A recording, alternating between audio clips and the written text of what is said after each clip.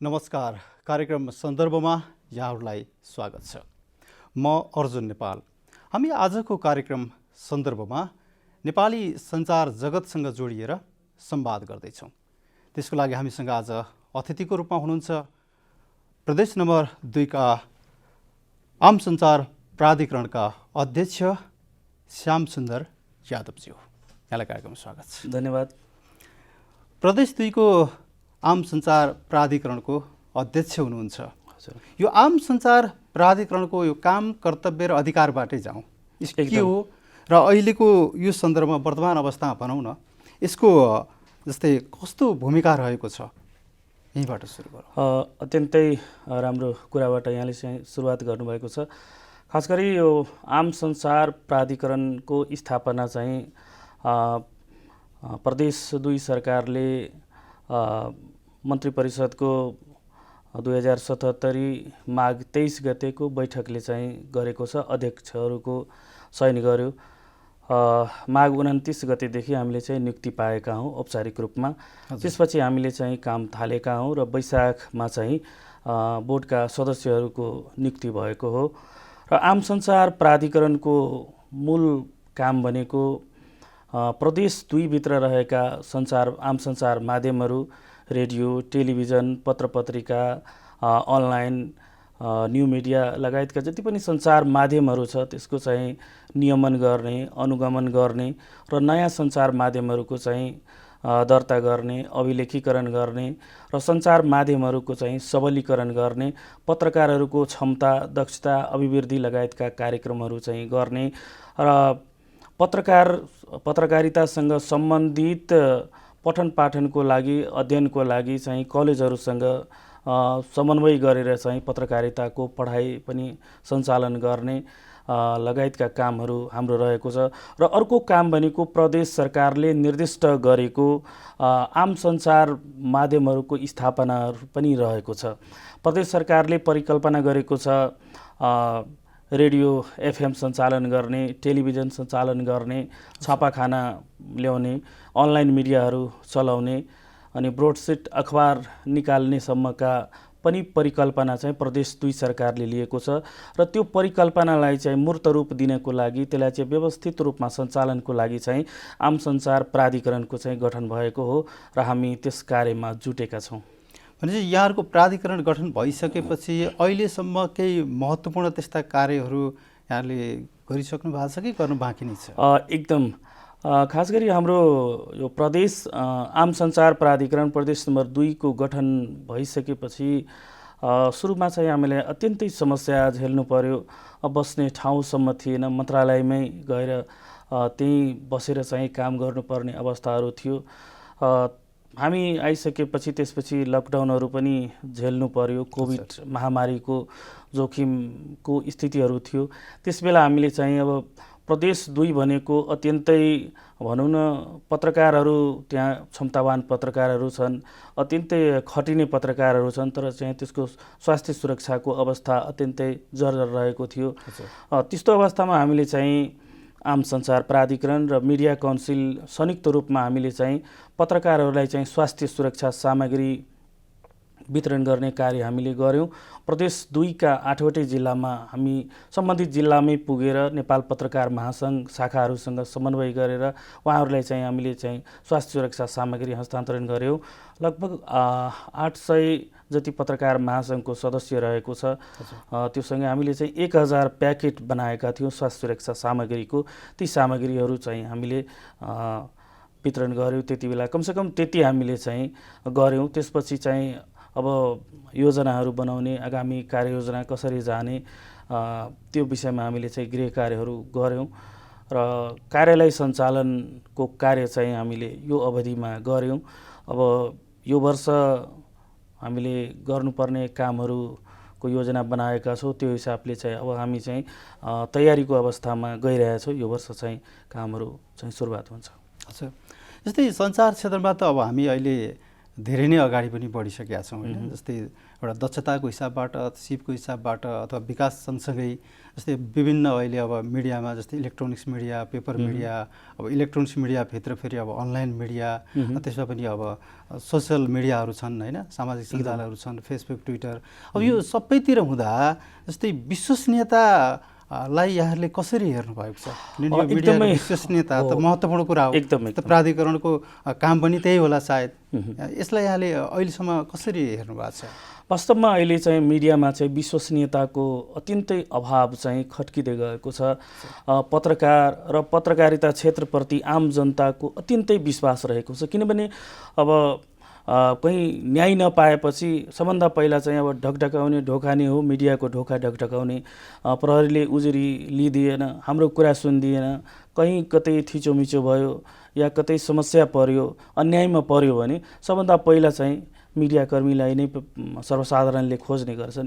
यति ठुलो आशा अपेक्षा छ। मलाई लाग्छ, म गर्वका साथ भन्छु, यो खास गरी यो सरकार राज्यभन्दा पनि पहिलो अग्रम पंक्तिमा चाहिँ हामी नै पत्रकारहरू पर्छौँ र हाम्रा समाचारहरू, हाम्रा जुन सञ्चार माध्यमका कन्टेन्टहरू छ त्योमाथि चाहिँ अलिकति विश्वसनीयताको अभाव चाहिँ खट्किरहेको स्थितिहरू छ। अब किनभने अब अनलाइन सञ्चार माध्यमहरूको विकास अत्यन्तै तीव्र गतिमा भएको छ। केही चाहिँ अनलाइनहरू दर्ता भएर व्यवस्थित रूपमा सञ्चालनमा आएका छन्, जसका समाचारहरू अत्यन्तै विश्वसनीय पनि रहेको छ। दिनरात खटेर सञ्चारकर्मीहरूले काम पनि गरिराख्नु भएको छ। र केही त्यस्ता सञ्चार माध्यमहरू छन् जुन कि दर्ता नभएको अवस्थाहरू छ, दर्ता नगराएर अब सिधै डोमेन चाहिँ बनाएर त्यो लिएर चाहिँ सञ्चालन गर्ने कार्यहरू भइरहेको छ। त्यसले गर्दाखेरि विश्वसनीयता घटेको छ। जस्तै ती दर्ता नभएकालाई जस्तै प्राधिकरणले हामीले नियमन गर्न सक्छौँ कि सक्दैन? एकदम यो आम सञ्चार प्राधिकरणले अनलाइनको दर्ता पनि हामी आफै गर्छौँ। प्रदेश 2 सरकारको एउटा मिडिया हेर्ने निकायको रूपमा रहेको आम सञ्चार प्राधिकरणले अनलाइनको दर्ता पनि त्यहीबाट गर्छन् र अनलाइनलाई व्यवस्थित रूपमा सञ्चालन गर्नको लागि जनशक्तिलाई क्षमतावान बनाउने, तालिमहरू दिने, व्यवस्थित गर्ने लगायतका कामहरू पनि गर्छौँ। अनुगमन गर्ने, नियमन गर्ने त्यो काम चाहिँ हामी गर्छौँ। त्यसलाई बिस्तारै चाहिँ व्यवस्थित रूपमा हामी लान्छौँ। जहाँले यहाँसम्म विश्वसनीयताको कुरा यहाँले जुन उठाउनु भयो, वास्तवमा अहिले त एकदम अत्यन्त तीव्र रूपमा चाहिँ सञ्चार माध्यमहरूको विकास हुँदै गएको छ। न्यू मिडियाको कन्सेप्ट आइसकेको छ। युट्युब च्यानलहरू छन्, अनि फेसबुक, ट्विटर लगायतका सामाजिक सञ्जालहरूले पनि अब प्रभाव जमाउने स्थितिमा आइसकेको छ। त्यसले गर्दाखेरि अब मैले अनलाइनको पनि कुराहरू उठाएँ। यसमा चाहिँ अलिकति हाम्रा पत्रकार साथीहरूले विचार पुर्याउनै पर्ने स्थितिहरू पनि हुन्छन्। उहाँहरूको पनि केही समस्याहरू होला।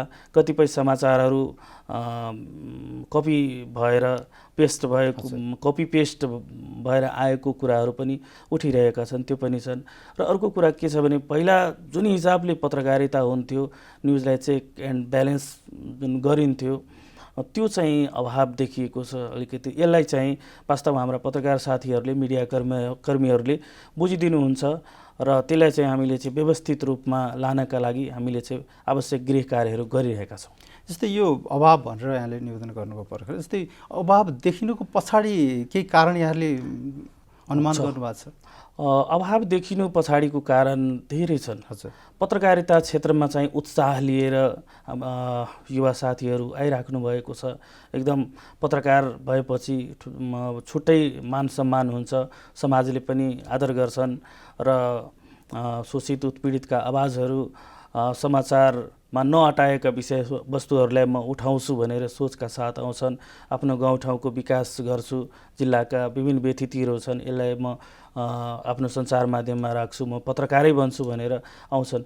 तर यो क्षेत्रमा आइसकेपछि जुन हिसाबले अब जीवन जीविकासँग जोडिएका सवालहरू हुन्छन्, रोजीरोटीका सवालहरू, त्यो चाहिँ अत्यन्तै दयनीय स्थितिहरू रहेको छ। अब सञ्चार माध्यममा आबद्ध भइसकेपछि सुरुमा चाहिँ अत्यन्त न्यून पारिश्रमिकमा पनि आउँछन्, किनभने सिक्ने अवस्थाहरू हुन्छन्। आइसकेपछि अब बिस्तारै बिस्तारै काम गर्दै गयो, पोख्त बन्दै गयो। त्यसपछि पनि अब उचित पारिश्रमिक नपाएपछि त यो पेसाबाट पनि पलायन हुने स्थितिहरू छन्, जसले गर्दाखेरि सञ्चार माध्यमहरूमा जनशक्तिको अत्यन्तै अभाव भएको छ। मानौँ एउटा खोजी न्युज गर्नु छ भने जिल्लाकैले पनि म भन्छु कमसेकम 2-3 दिनसम्म पनि लाग्न सक्छ। एउटा राम्रो स्टोरी तयार गर्नको लागि लाग्न सक्छ। तर एउटा पत्रकारमाथि धेरै जिम्मेवारी हुन्छ। अब यहाँ काठमाडौँ राजधानीमा त बिट पत्रकारिता छ, छुट्टै बिटहरू हुन्छ। अर्थको बिट छ, कृषिको बिट छ, स्वास्थ्यको बिट छ, शिक्षाको बिट छ। तर मफसलका पत्रकारहरूलाई चाहिँ सबै क्षेत्र हेर्नुपर्ने अवस्थाहरू हुन्छ। अहिले पनि म त भन्छु प्रादेशिक पत्रकारितामा चाहिँ बिटको विकास त्यति राम्रोसँग भइसकेको अवस्थाहरू छैन। तर हामीले बिस्तारै अब मानव प्रदेश 2 मा कृषि क्षेत्रको प्रबल सम्भावना छ। हाम्रो आत्मनिर्भरता भनेको कृषिमा छ। यसले चाहिँ आमूल परिवर्तन ल्याउन सक्ने अवस्थाहरू छन्।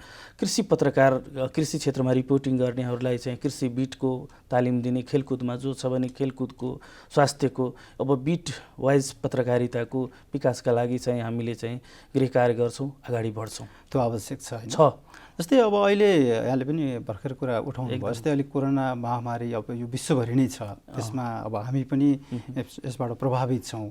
हरेक क्षेत्र भनौँ, पर्यटन क्षेत्र, शिक्षा क्षेत्र, हरेक क्षेत्र प्रभावित छ। एकदम त्यसमा अब अहिले मिडिया पनि प्रभावित भएको छ। पछिल्लो समयमा कतिपय मिडिया हाउसबाट कर्मचारीहरू बाहिरिनु पर्ने परिस्थिति पनि आएको छ होइन। मिडिया हाउस पनि अब पालिनु पर्ने जुन माध्यम हो, विज्ञापन हो, अब त विज्ञापनको अहिले अभाव हुँदै गएको छ। जसले गर्दा अब यो के पछिल्लो समयमा जस्तै बैंक मर्जर भनेर हामीले जुन सुन्दै आएका छौँ, अब मिडिया पनि के मर्जरै गर्नुपर्ने अवस्था आएको हो? वास्तवमा यो चाहिँ अत्यन्तै गम्भीर विषय हो। मलाई लाग्छ यो प्रदेश मात्र नभई यो सङ्घीय सरकारको पनि यो चासोको विषय हुनुपर्थ्यो। यहाँले कोभिड महामारीको कुरा उठाउनु भएको छ। अब यस्तो कोभिड महामारीको जुन जोखिम थियो, अत्यन्त जोखिम उठाएर पनि हाम्रा साथीहरूले, पत्रकार साथीहरूले काम गर्नुभएको छ।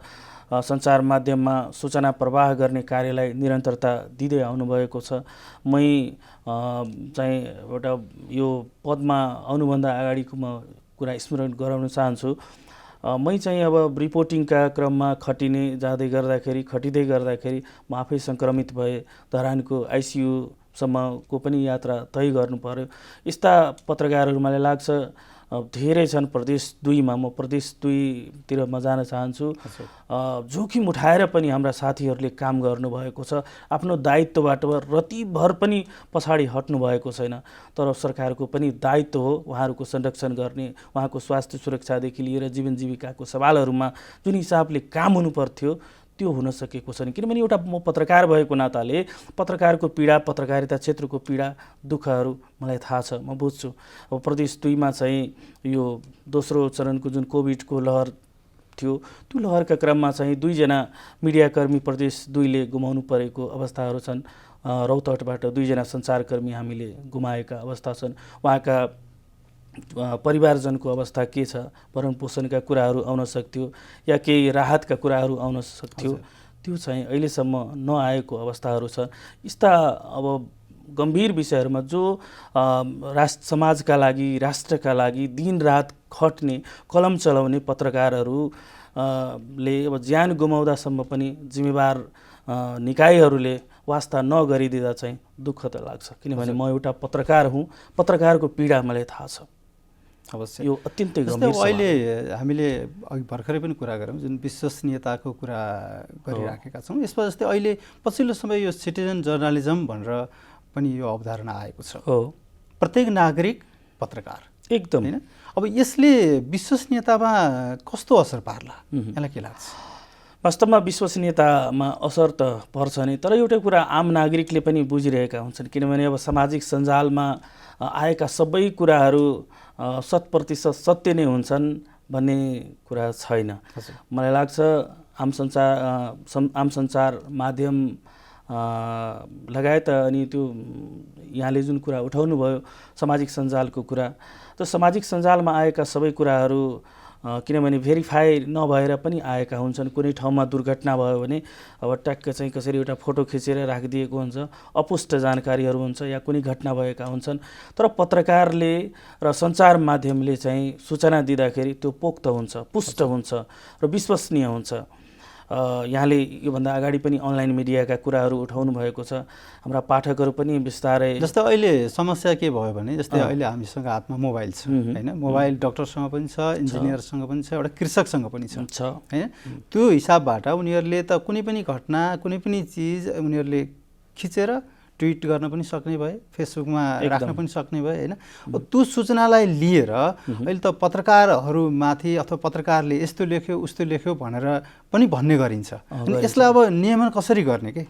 अब नियमन यहाँले जुन कुरा उठाउनु भएको छ त्यो वास्तवमा त्यो अत्यन्तै संवेदनशील कुरा हो।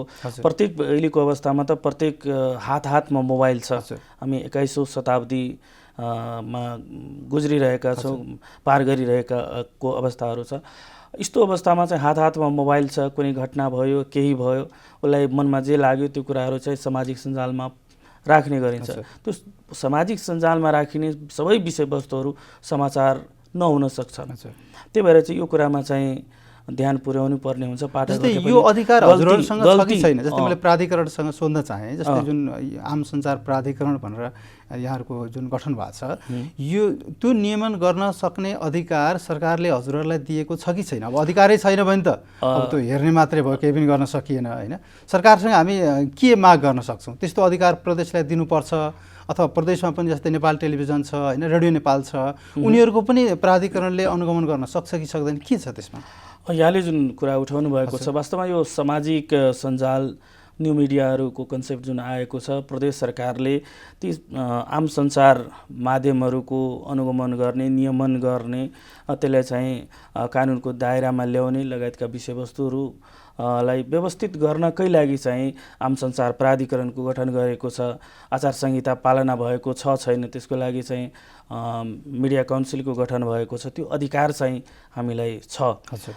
म अघिको कुरामा जोड्न चाहेँ, यहाँले जुन कुरा उठाउनु भएको छ सामाजिक सञ्जालको कुराहरू, विश्वसनीयताका कुराहरू उठाउनु भयो। वास्तवमा यति बेला चाहिँ अब पत्रकारहरू चाहिँ थप जिम्मेवार बन्नुपर्ने अवस्थाहरू छन्। किनभने अब प्रत्येक हातमा मोबाइल छ, हरेक व्यक्तिसँग सूचना छ। हामी त सूचना न बेच्ने हो, पत्रकारले चाहिँ सूचना लाई चाहिँ प्रवाह गर्ने। तर हाम्रो सूचना यदि पोख्त भइदिएन, विश्वसनीय भइदिएन भने त्यसको विश्वसनीयता घट्दै जान्छ र त्यो पत्रकारिता या सञ्चार माध्यम या सञ्चारकर्मीप्रति पनि अविश्वासहरू बढ्न थाल्छ। अहिलेको वर्तमान अवस्थामा चाहिँ म यो भन्न चाहन्छु, यो प्रविधिसँग एकदम पोख्त प्रविधिसँग खेल्न जान्ने खालका पत्रकारहरूको अहिलेको अवस्था छ। पहिला अब हातले लेख्ने गरिन्थ्यो, कागजमा लेखिन्थ्यो, फ्याक्स गरेर पठाइन्थ्यो। अब त्यो अवस्था चाहिँ रहेन। प्रविधिसँग चाहिँ एकदम फास्ट कतिपय समाचारहरू चाहिँ अब सामाजिक सञ्जालमा फोटोहरू आइसकेको हुन्छ, त्यही फोटो चाहिँ हामीले चाहिँ कपी गरेर त्यहाँबाट डाउनलोड गरेर आफ्नो सञ्चार माध्यममा राख्नुपर्ने अवस्थाहरू हुन्छन्। अब त अहिले धेरै सहजहरू भइरहेको छ। प्रहरीले समाचार हाम्रो मेलमा पठाइदिन्छ, सामाजिक सञ्जालबाट पनि समाचारहरू लेख्ने गरिन्छ।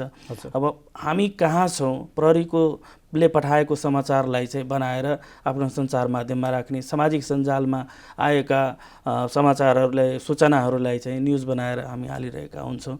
यो अवस्थाहरू छन्। यस्तो अवस्थामा हामी चाहिँ एकदम पुरै चाहिँ प्रविधि मैत्री हुनुपर्छ र हामी सूचनालाई चाहिँ भरपर्दो रूपमा, विश्वसनीय रूपमा चाहिँ प्रस्तुत गर्न सक्ने हुनुपर्छ जस्तो लाग्छ। र यहाँले सरकारी सञ्चार माध्यमको कुरा उठाउनु भएको छ।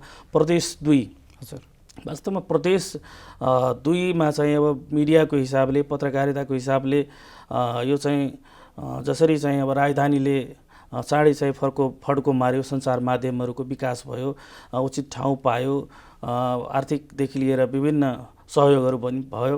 तर प्रदेश 2 मा चाहिँ अत्यन्तै सङ्घर्ष गर्नु परेको छ त्यहाँको पत्रकारहरूलाई, मिडियाहरूलाई। माओवादी जनयुद्धको मारदेखि लिएर तराईमा सशस्त्र द्वन्द्व, मधेस आन्दोलन, थरुवाट आन्दोलन, विभिन्न आन्दोलन का क्रममा अधिकार प्राप्तिका लागि भएका आन्दोलनहरूमा चाहिँ चरम मार खेप्नु परेको छ त्यहाँको पत्रकारहरूले, मिडियाहरूले। र खोलिएका मिडियाहरू पनि जुन रूपमा अगाडि बढ्नुपर्ने थियो त्यो रूपमा चाहिँ अगाडि बढ्न नसकिरहेको अवस्थाहरू छन्। यहाँले मर्जुको कुरा उठाउनु भएको छ। म प्राधिकरणको अध्यक्ष भएदेखि सबभन्दा पहिला मैले रेडियोलाई नै खोजेँ, किनभने प्रभावकारी सञ्चार माध्यम भनेको रेडियो हो। किनभने रेडियोले जनताको भाषा बोल्छन्, उसका आफ्ना मातृभाषामा कार्यक्रमहरू उत्पादन गर्छन्, प्रसारण गर्छन्, समाचारहरू राख्ने गर्छन्। मानव मैथिली भाषाको, भोजपुरीको, थारूको सहज रूपमा यो बस्तीसम्म, झुपडीसम्म पहुँच भनेको सबभन्दा चाँडै जाने भनेको माध्यम नै रेडियो हो। त्यसपछि टेलिभिजन, पत्रपत्रिका, अन्य सञ्चार माध्यमहरू छ। यस्तो अवस्थामा चाहिँ जुन हिसाबले सहयोगहरू पाउनुपर्ने थियो प्रदेश 2 को सञ्चार माध्यमहरूले, सञ्चारकर्मीहरूले, त्यो छैन। अहिले पनि प्रदेश 2 का सञ्चारकर्मीहरू आफूलाई एकदम मजबुत रूपमा प्रस्तुत गरिरहेको छ। अब कतिपय अवस्थाहरू यस्ता पनि हुन्छन्, हामी चाहिँ भोको पेट लिएर पनि हामीले अरूको दुःख पीडामा चाहिँ हामी अत्यन्तै संवेदनशील भइरहेका हुन्छौँ। कोही महिला पीडित भएको छ, कसैलाई समस्या भएको छ भने हामी त्यसकै पछि लागिरहेका हुन्छौँ। आफूभित्रको पीडा हामी भुलिदिन्छौँ। यो पत्रकारहरूको नेचर नै भइसकेको छ। अब पत्रकार बोल्दैन भने उसको हक हितको लागि हामीले नबोलिदिने। राज्यले, सरकारले चाहिँ अब 3 तहको सरकार छ, 3 तहको सरकारले बोलिदिनु पर्ने थियो। पत्रकारको जीवन जीविका सुरक्षाका सवालहरू, दक्षताका सवालहरू, यो विषयमा चाहिँ केही कामहरू जुन हिसाबले गर्नुपर्थ्यो त्यो गर्न सकेको छैन। प्रादेशिक मिडियासँग यो सरकारी सञ्चार माध्यम, राज्यद्वारा सरकारद्वारा सञ्चालित सञ्चार माध्यम भनेको अहिले रेडियो नेपाल को बर्दिवासमा रेडियो नेपालको छ प्रादेशिक कार्यालय छ। नेपाल टेलिभिजनको इटहरी च्यानल छ, इटहरीमै चाहिँ प्रदेश 1 र 2 बाट छ। र त्यो चाहिँ अब हाम्रो प्रदेश सरकारको पनि चाहना यही रहेको छ, प्रदेशभित्र जो सरकारी सञ्चार माध्यम जुन रहेको छ यसको स्वामित्व पनि यो प्रदेश 2 सरकारलाई दिनुपर्छ। किनभने अब सञ्चालन हुने प्रदेश 2 को नामबाट सञ्चालन हुने समाचारहरू, विषयवस्तुहरू, कन्टेन्टहरू, त्यो बाहिरको कन्टेन्टहरू दिने। अब हामी त्यसलाई चाहिँ रुचाउने अवस्थामा छैनौँ। अब त हामीले प्रदेश 2 हो, अब यहाँका धार्मिक सम्पदाहरू छन्, ऐतिहासिक स्थलहरू छन्, पर्यटकीय गन्तव्यहरू छन्, यहाँका वेशभूषाहरू छन्, संस्कृतिहरू छन्। मलाई लाग्छ यो 7 वटै प्रदेशमा चाहिँ सबभन्दा समृद्ध संस्कृति भएको, देखाउन सक्ने भएको भए चाहिँ यो प्रदेश 2 नै हो। अहिले पनि हाम्रा चेहराहरू, हाम्रा अनुहारहरू, त्यही यो साडी लगाएका महिलाहरू, यो धोती कुर्ता लाउने त्यो दृश्यहरू, त्यो तस्बिरहरू हामी टेलिभिजनमा खोजिरहेका हुन्छौँ। खै त हाम्रो प्रतिनिधित्व हुन सकेको छ? हाम्रो चेहराहरू, हाम्रो समाज का ती दृश्यहरू अझै पनि राष्ट्रिय स्तरका टेलिभिजनहरू होस् या सञ्चार माध्यमहरू होस् अटाउन सकेको छैन। अब हामी त्यही चाहन्छौँ। हाम्रा वेशभूषाहरू, हाम्रा पहिचानहरू, हाम्रा कलाहरू, हाम्रा सिप कौशलताका विषयवस्तुहरू, त्यहाँका सामाजिकदेखि लिएर जुन विकास निर्माणका कुराहरू छन् त्यो सबै चाहिँ त्यो सञ्चार माध्यममा आउनुपर्छ। जति बेला आफ्नो भाषा, मैथिली भाषामा, भोजपुरी भाषामा, थारू भाषामा र आफ्नै लवजमा ती कुराहरू सञ्चार माध्यममा हामी हेर्छौँ अनि त्यति बेला सन्तुष्टि हुन्छ। यो सञ्चार माध्यम मेरो हो, हाम्रो हो भनेर यो भावनाको अनुभूति हुन्छ। अहिले नै मानौँ भारतीय टिभी च्यानलहरूको बोलबाला छ, टिभी सिरियलहरूको बोलबाला छ। मलाई लाग्छ अन्य ठाउँहरूमा पनि हेरिन्छ, तर प्रदेश 2 भनौँ या मधेस भूभागमा चाहिँ बढी हेरिन्छ। त्यसको विकल्प के त? हामीले के गर्न सकेका छौँ? अहिले पनि जो टेलिभिजन आफूलाई चाहिँ रूपान्तरण गर्न खोजिरहेको छ त्यो कन्टेन्ट पनि आउनु पर्यो नि। त्यो मधेसका दृश्यहरू, मधेसका सिरियलहरू, मधेसका विषयवस्तुहरू आउनु पर्यो नि। हामी अब आउन सकेको छैन। अन्तिममा छौँ होइन? अन्तिममा अब कुरा त धेरै छन् हामीसँग। मेन मुख्य कुरा भनेको जस्तै यो मैले अघि पनि निवेदन गरेँ जस्तै अभिव्यक्तिको कुरा छ नि। सामान्य नागरिकको अभिव्यक्ति र पत्रकारको अभिव्यक्तिलाई हामीले छुट्याउन सक्यौँ भने पक्कै पनि हजुरले भने जस्तै हुन्छ। एकदम होइन, अहिलेको समस्या पनि त्यही नै हो। यो अभिव्यक्तिलाई छुट्याउनको लागि जस्तै जुन प्राधिकरण गठन भएको छ भनौँ, यसले के गर्न सक्छ? अन्तिममा छोटो त्यतै म छोटोमा राख्न चाहन्छु। यहाँले जुन भनौँ आम सञ्चार प्राधिकरणले आफ्नो गृह कार्यहरू गरेर हामी काम अगाडि बढाइरहेका छौँ। अत्यन्तै छोटोमा केही कार्यक्रमहरू पनि म भन्न चाहन्छु। खास गरी यो प्रदेश 2 मा चाहिँ पत्रकारहरूको क्षमता अभिवृद्धिका कार्यक्रमहरू हामीले ल्याएका छौँ। महिला पत्रकारहरूलाई चाहिँ बिमाका कार्यक्रमहरू पनि ल्याएका छौँ। मुस्लिम, दलित, अल्पसङ्ख्यक समुदायबाट पनि पत्रकारितामा आउनुपर्छ, त्यसका लागि प्रशिक्षणहरू पनि छ। न्यू मिडियाको प्रशिक्षण छ र पत्रकारिता अब पढेरै आउनुपर्छ त्यो कन्सेप्ट अवधारणाको विकास गर्नको लागि हामीले चाहिँ कक्षा 11 देखि नै यो वर्षदेखि नै हामीले चाहिँ मास कम्युनिकेसन पढ्ने विद्यार्थीहरूलाई हामीले चाहिँ छात्रवृत्ति दिने योजना ल्याएका छौँ। फेलोसिपका कार्यक्रमहरू पनि हामीले ल्याएका छौँ र सञ्चार माध्यम सबलीकरण कार्यक्रम हामीले ल्याएका छौँ। जुन त्यस अन्तर्गत हामीले चाहिँ अब जुन मिडियाहरू अहिले बन्द अवस्थामा छ, जर्जर स्थितिमा छ, चल्न सकेको छैन, त्यस्ता मिडियाहरूलाई चाहिँ हामीले चाहिँ कसरी चाहिँ त्यसलाई चाहिँ पुनः सञ्चालनमा ल्याउने हाम्रो तर्फबाट हुने सहयोगहरू हामी गर्छौँ। यदि सञ्चालन हुन सक्ने स्थितिहरू छैन भने यहाँले मर्जको कुरा उठाउनु भएको छ, त्यो मर्ज यदि दुईटा सञ्चार माध्यमहरू मिलेर यदि मर्ज हुन्छ भने त्यसलाई चाहिँ हामी थप सहयोगहरू गरेर चाहिँ त्यसलाई हामी चाहिँ व्यवस्थित रूपमा अगाडि ल्याउने कामहरू पनि गर्छौँ। अब मानौँ यहीबाट चाहिँ अब CIN खबरहरू सामुदायिक रेडियो प्रसारक सङ्घको CIN खबर आउँछ। अब हामी चाहन्छौँ अब यो CIN खबर अब यो काठमाडौँबाट मात्रै नभएर अब हामी प्रदेशमै हामी आफ्ना कार्यक्रमहरू उत्पादन गर्न चाहन्छौँ, त्यहीका समाचारहरू, त्यहीका विषयवस्तुहरू उठान गर्न चाहन्छौँ। त्यही भएर सामुदायिक रेडियो प्रसारक सङ्घसँग पनि हामी समन्वय गरेर एउटा डेस्क खडा गरेर हुन्छ कि या हामी आफै पनि एउटा चाहिँ टिम बनाएर हामी कार्यक्रम उत्पादनदेखि लिएर त्यो प्रसारण गर्नेसम्मका कार्यहरू गर्छौँ, हामी अगाडि बढ्छौँ। हस्, यहाँलाई धेरै धेरै आभार व्यक्त गर्न चाहन्छु। धन्यवाद समय दिनुभएको। आदरणीय दर्शकवृन्द, हामी आजको कार्यक्रम सन्दर्भमा प्रदेश नम्बर 2 का आम सञ्चार प्राधिकरणका अध्यक्ष श्याम सुन्दर यादवज्यूसँग संवाद गऱ्यौँ। आजको कार्यक्रम संवाद यति नै। अर्को हप्ता फेरि हामी फरक प्रसङ्गका साथ उपस्थित हुनेछौँ। नमस्कार।